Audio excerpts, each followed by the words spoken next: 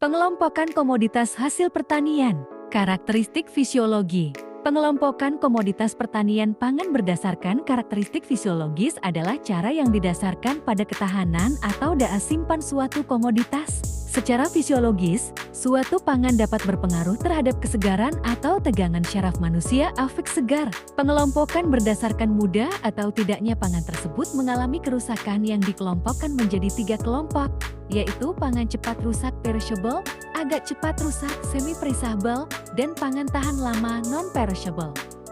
Komoditas pertanian mudah rusak perishable dan simpan tidak lama. Makanan yang mudah rusak perishable foods yaitu makanan yang cepat rusak apabila disimpan tanpa perlakuan penanganan pengawetan, seperti daging, ikan, susu, buah yang matang, dan sayur-sayuran.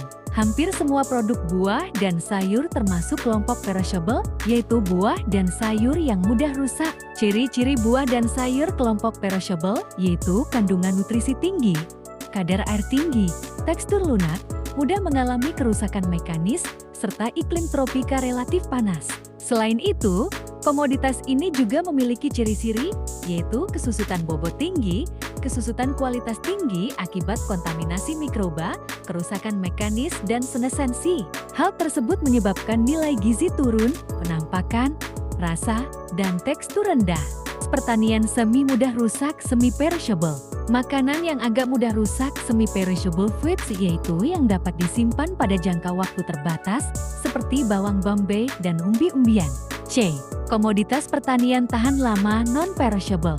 Komoditas pertanian tahan lama adalah kelompok komoditas pertanian yang memiliki daya simpan lama, bahan pangan yang dapat disimpan dalam waktu relatif lama pada suhu kamar seperti beras dan kacang-kacangan yang telah dikeringkan.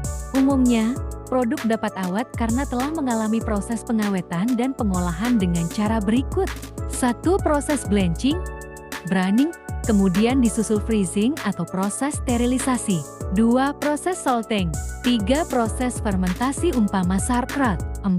Proses radiasi. 5. Proses pengawetan secara kimiawi. 6. Proses pengasapan. 7. Proses pengawetan dengan gula. 8. Proses pengeringan dengan matahari atau dryer. Terdapat beberapa hal yang menyebabkan sayuran dan buah-buahan dikelompokkan dalam komoditas pertanian yang mudah rusak. Hal pertama yaitu memiliki kadar air yang tinggi. Kedua yaitu sayur dan buah dengan kadar air tinggi rentan terhadap kerusakan mekanis, misalnya pernah gesekan atau tekanan dan mudah membuat kulit atau daging buah menjadi lebam. Sementara hal yang terakhir yaitu kondisi hal pertama dan kedua akan semakin cepat proses rusak atau busuk apabila terdapat interaksi dengan mikroba.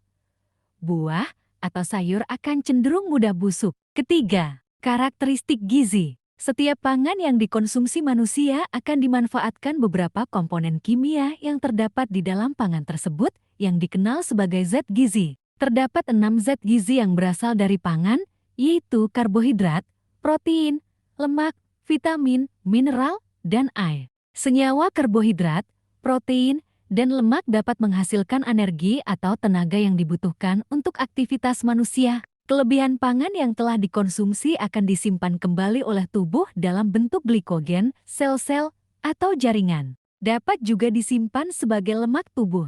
Senyawa protein berperan juga sebagai pembangun dan memperbaiki jaringan yang rusak. Vitamin dan mineral berperan sebagai zat pengatur proses metabolisme di dalam tubuh. Thank you.